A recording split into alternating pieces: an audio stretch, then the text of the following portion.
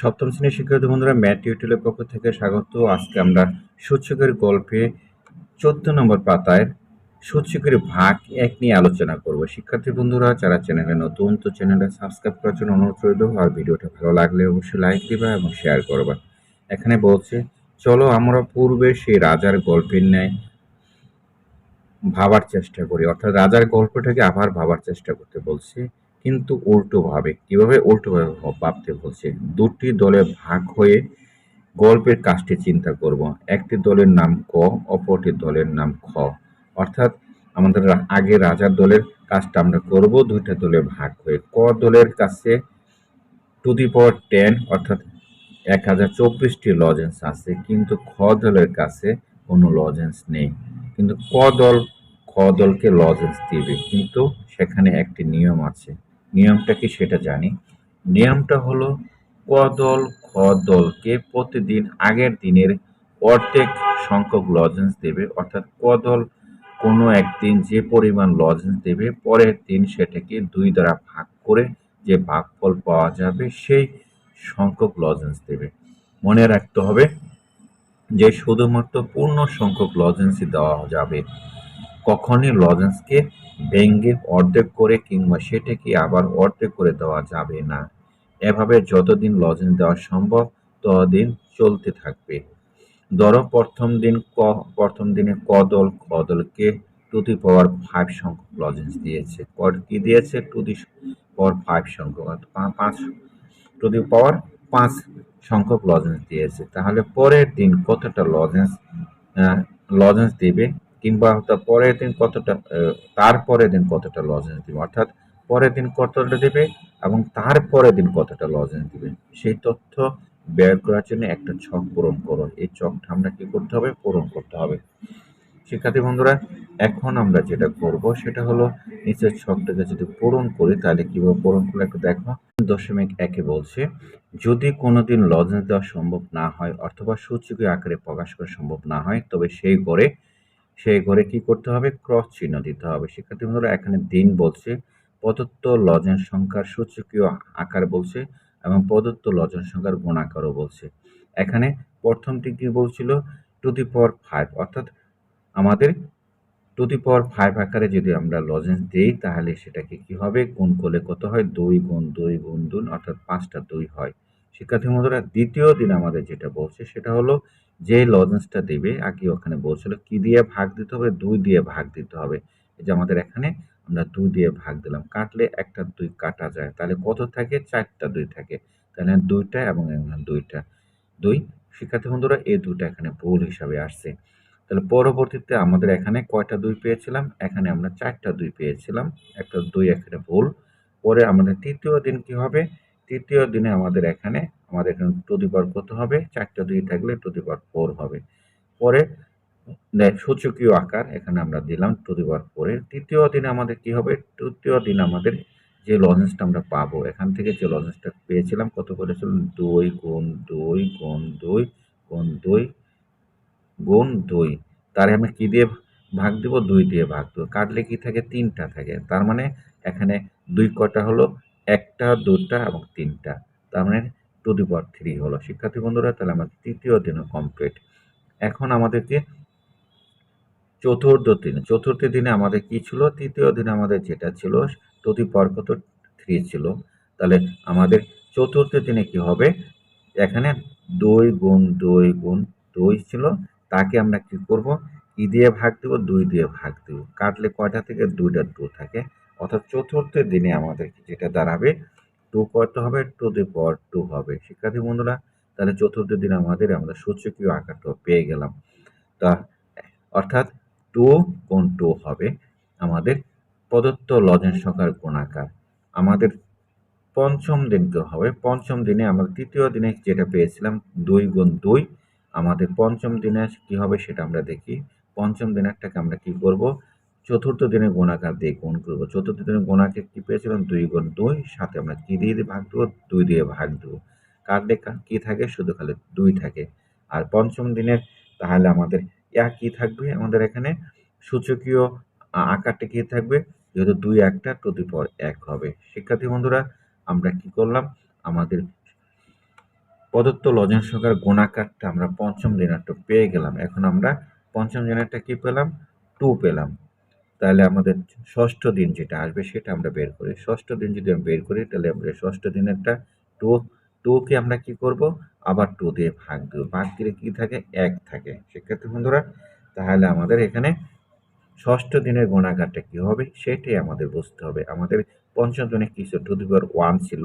আমরা কিন্তু আগে শিখেছিলাম যে আমাদের পাওয়ারগুলো অর্থাৎ সূচকের পাওয়ারগুলো আমাদের 0, 1, 2, 3, 4 এই আকারে হয়। অর্থাৎ আমাদের এখানে যে কোনো সংখ্যার উপরে যদি আমরা কি করি? 0 লিখি, অর্থাৎ 0 পাওয়ার দিই, সেটা কিন্তু 1 হবে। শিক্ষার্থী বন্ধুরা, অর্থাৎ a to the power 0 equal to 1, এটা একটা ফর্মুলা। এটা আমরা পরবর্তী ক্লাসগুলোতে শিখব। যদি 7 এর উপরে 0 থাকে সেটাও আমাদের 1। তাহলে আমাদের এখানে কত পেলাম? প্রদত্ত লজেন্সের গুণাকার কত হলো? 1 1 পেলাম। কিন্তু আমাদের এখানে সূচকীয় আকারটা কি হবে? টু দি পাওয়ার 0 হবে।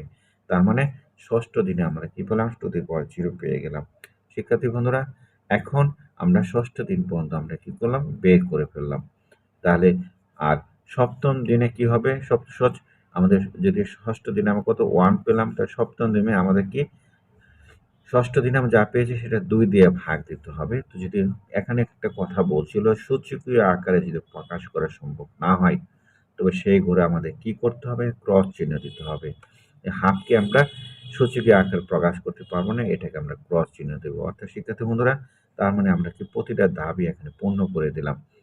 আমরা শুধু খালি 7কে আমরা সূচকীয় আকারে প্রকাশ করতে পারবো না, বাকি সবগুলাকে সূচকীয় আকারে প্রকাশ করতে পারবো। অর্থাৎ আমরা যদি লিখি, এখানে আমাদের টু দি পাওয়ার 4 আসছিল, এখানে টু দি পাওয়ার 3, এখানে টু দি পাওয়ার 2, এখানে পঞ্চম দিনে হচ্ছে কত? টু দি পাওয়ার 1, ষষ্ঠ দিনে হচ্ছে টু দি পাওয়ার 0, এবং ষষ্ঠ দিনে হচ্ছে ক্রস। অর্থাৎ আমরা সূচকীয় আকারের রূপটা হলো এইটা। শিক্ষার্থী বন্ধুরা, চলো দেখি আমরা পরে আমাদের পাতায় কি বলছে সেটা করি।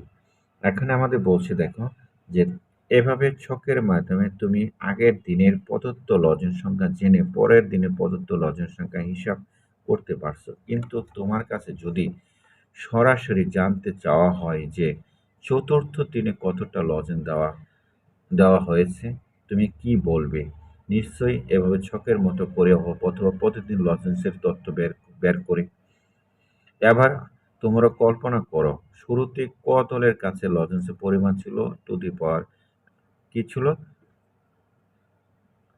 টু দি পাওয়ার 12টি, অর্থাৎ 2 এর উপরে 12টি পাওয়ার ছিল। প্রথম দিন তারা খ দলকে টু দি পাওয়ার 10 সংখ্যক লজেন্স প্রদান করে। তারপর পূর্বের নিয়মেই চকলেট চকলেট প্রদান করতে থাকে যতদিন সম্ভব হয়। এভাবে ভাবো তো তোমরা, যদি তোমার কাছে জানতে চাওয়া হয় অষ্টম দিনে খ দলটি কতটি চকলেট পেয়েছে, তা নিচের ছকের সাহায্যে নির্ণয় করো। শিক্ষার্থী বন্ধুরা, এখানে কিন্তু বলছে টু দি পাওয়ার কত?